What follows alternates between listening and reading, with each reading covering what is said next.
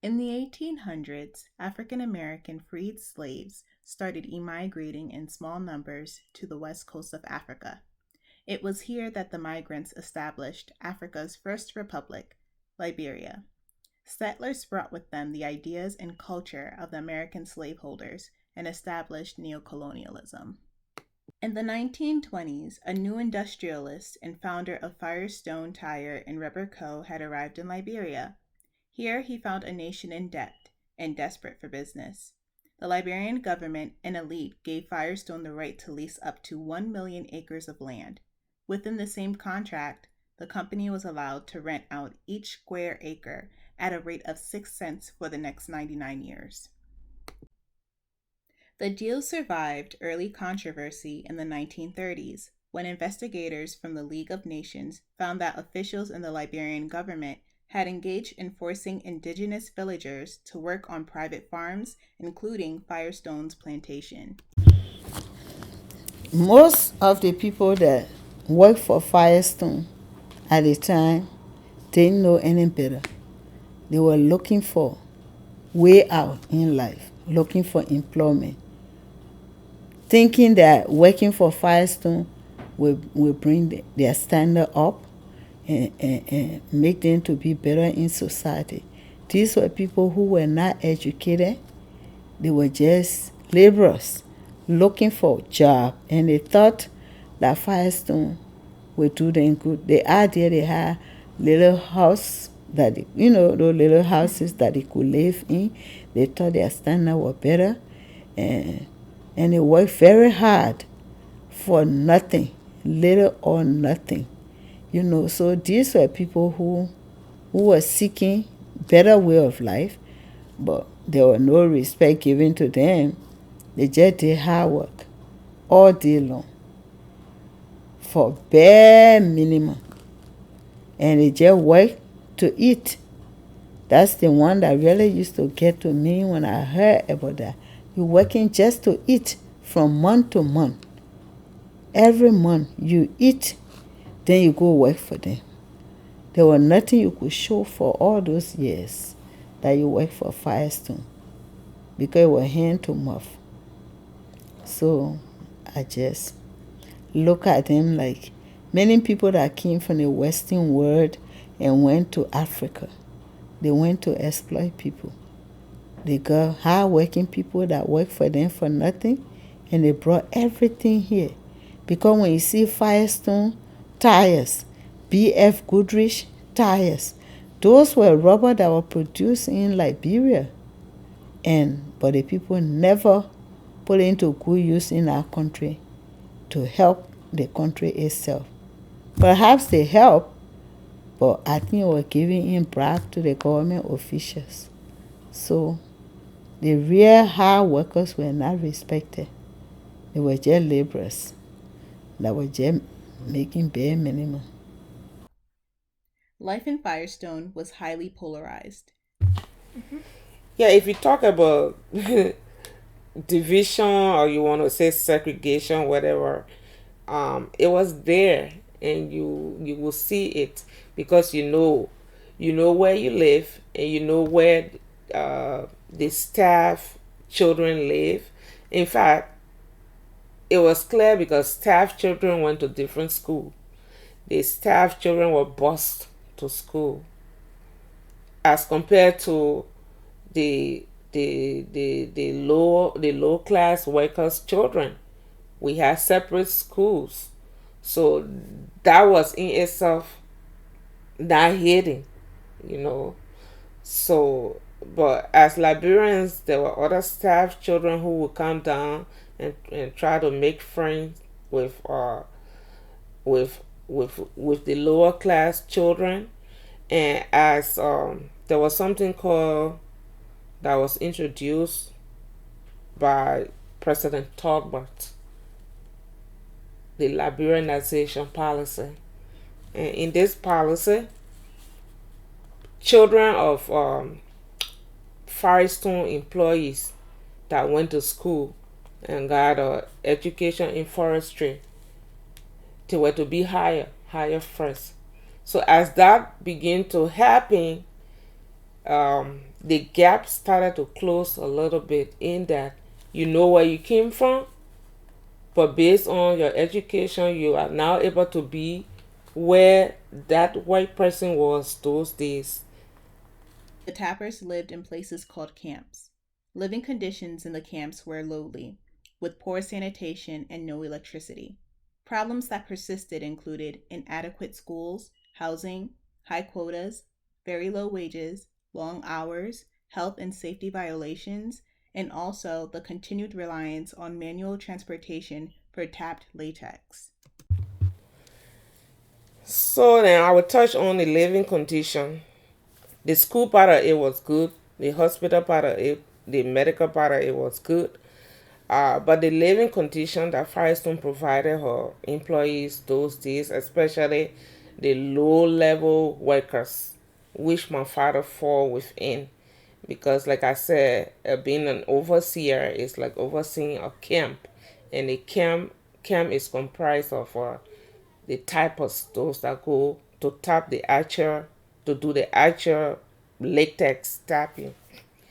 The living condition those days, when I look back, I sometimes wonder, did I really go through this? Because it was like a whole family, um, something, the houses were built in a way that you had, it wasn't like a room kind of thing. You have a whole family in an area that was partitioned maybe into two areas.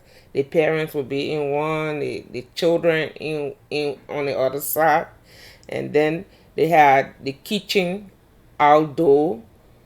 um Sanitary condition was so bad. um they had a community kind of bathroom where people would go and wait for one another to get out. Sometimes in these modern days, when you think, you like, did that really happen? But it actually did. Meanwhile, Firestone's managers and staff have houses with all modern conveniences and even a golf course at their leisure. Most staff members are recruited for their current position based on their skills and qualifications. Many come from the capital city of Monrovia or abroad. In some cases, employees that had begun working on the plantation in the lower tier eventually worked up to the position of staff. And I do have family members, like for instance, my cousin Cooper Kwame, he went to Firestone School from division where we all went to school. He went to LU, he did forestry, and he came back to becoming a superintendent in one of the divisions. And being a superintendent means you are a staff. Your children went to staff school. I remember when his father saw one morning that a bus came, the school bus, the same yellow buses we have here, came to pick up his grandchildren to school. He shed tears. He said he never knew he was ever going to see that in his life, because it was something that was just there for the white, the white people. But now with the liberalization policy, he had a son who was educated now and could become a superintendent. And those bungalows that he entered, it was not, he would have never entered that bungalow before those days. So because of that, he shed tears that he was able to live to see this, that he's now in a bungalow. His grandchildren are getting on that bus where only white children used to be on to go to school. So I mean, it's so deep when you sit back now and look at those things that happen. But we have come a long way. Liberian labor laws are poorly enforced due to the lack of support by the people and the government. Conditions in the work environment are inadequate due to safety standards that are not enforced and low wages. There are several safety concerns for workers during the collection and production processes, which include injuries in the field including eye and skin damage from spilling latex, snake bites, back pains, muscle cramps from carrying heavy loads to the field stations and exposure to acid that is added to the latex at the field station. Obviously, everybody will be concerned about their health and being a breadwinner. It concerned every one of us, but there was nothing like an insurance where somebody will get hurt on a job and they'll be compensated. Except that what I remember, there was the clinic that they go to, and if it was a serious thing, they sent you to the hospital in Dusa. So there was nothing like compensation. Firestone workers must tap trees in order to extract the latex necessary for making rubber. The rubber tappers must meet a daily quota, or their already low wages will be halved. Firestone's former company CEO Dan Adamitis admitted on CNN that it would take over 21 hours to meet the quota. You saw the picture where they have to put that thing on their shoulder um, and travel long distances to weigh the latex. So they can modernize these things and make it easier. That will cut down a lot of things, you know, for her employee and be a lot of improvement. Workers and their families must apply toxic pesticides without protection. Workers are expected to tap 750 to 800 trees each day and carry latex to assigned tanks roughly 6 kilometers away. Children are forced to carry buckets with up to 70 pounds of latex for miles. Educational and healthcare facilities on the grounds are lacking resources that are often located much too far from the housing units for lower tier workers and their families to access. Currently, workers are banding together for mutual support and negotiating better pay and working conditions. Workers are now asking for a pay increase from $8.36 to $12.50 per day. The company has yet to meet the workers' demands. All right. In the process, Firestone will provide rights for her employees, kerosene, and little things like salt. I remember salt, things to oil. Yeah, they'll provide those things, but at a cost that will be deducted from your earning. So Firestone, I understand it was at a lesser price, like a bag of rice, but they will have to deduct the cost of those things before they give you, you know, from whatever you earn that month, and they took pay monthly. Yeah, it was monthly. Um, so at the end of the month, they'll deduct the cost of rice, the cost of oil, the cost of kerosene, and those days they used to give something called blankets to employees. So they would deduct all of those things and give you the balance. In most cases, the take home is less or nothing almost.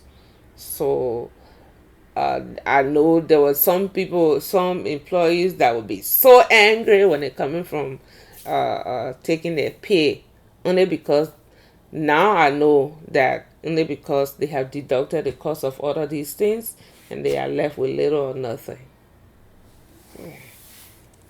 How does that make you feel? Um, Terrible. Looking back at it now and seeing the treatment that melted on our people. And our people did it mainly because I remember my father, he, as he wasn't educated, but he knew what education meant. So he did all of these things so that his children would go to school. So everything that went on, he always advised us the best thing to do, go to school, finish Firestone, and go out there. So now I sit back and like knowing that all this sacrifice, he did it for us. Those that were typing the rubber those that were doing the physical work were not treated right because they were paid very low salaries, like 15 cents per hour. I heard sometimes 10 cents per hour. And these people were doing hard work. I saw some of them used to carry 2 buckets on their shoulder with the latex from the rubber. No help. They take it on their shoulder. They go early in the morning to type the rubber, carry the latex, and they did hard physical work. But were not able to be really benefited because of the exploitation that followed everything that they were doing over there.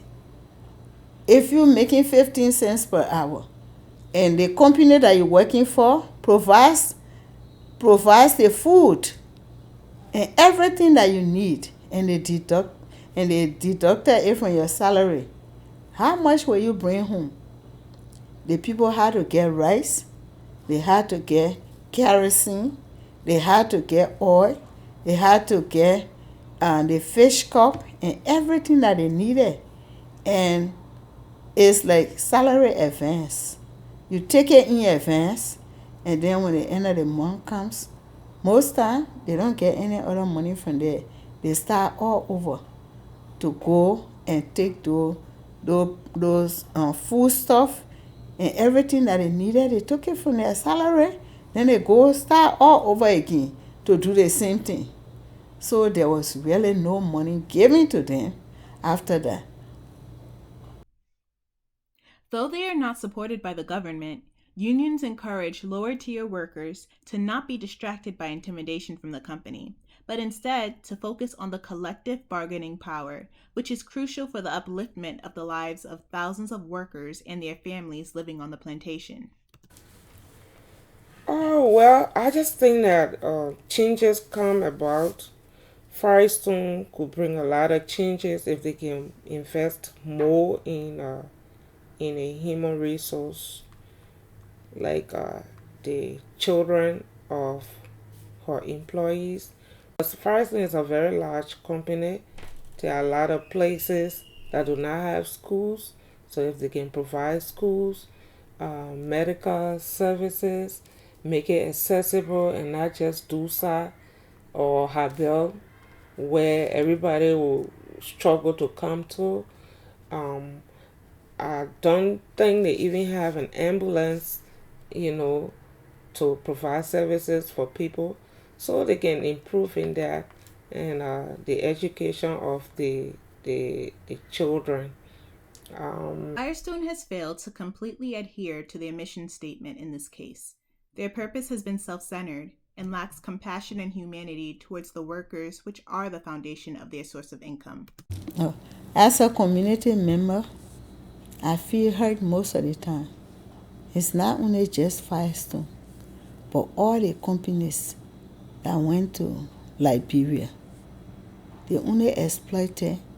They didn't really help to modernize the community. Like for instance, Lamco in Nima County, they did what they had to do, and they put a railroad from Grand Bassa, to the sea where they can take the iron ore and thing. Same thing with Firestone. They took the latest away, and they did not help to build the community.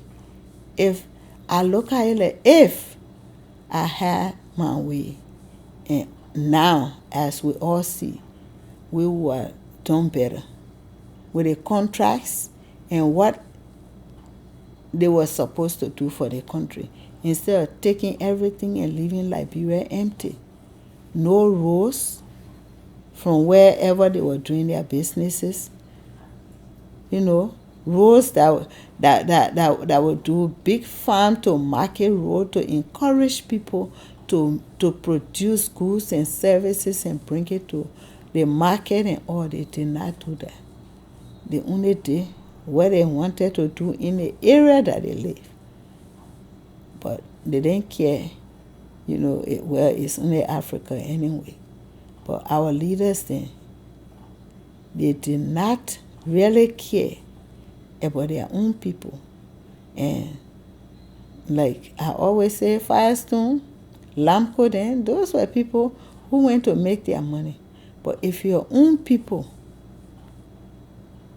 don't take the initiative to say, we agree for you to have this contract, but this is what we want from you. We want roads built. We want better schools built. We want, we want so many things that will, when you leave from here, that Liberia will be benefited. They didn't do it. And up to now, I feel bad because the same thing still goes on. Nobody cares about the public, about the people. They only care about what they can put in their pockets. So like I said, I was not old enough to be part of that process. But those who were part of it were not thinking how Liberia could be benefited, from everything that they did over there. And it's my wish that the African leaders will sit back and say, what can I do to better my community?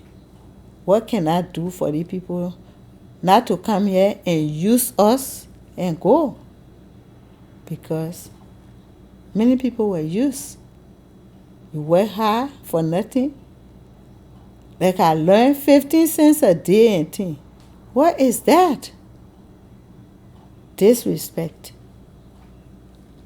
But so far, I wish they could have done better.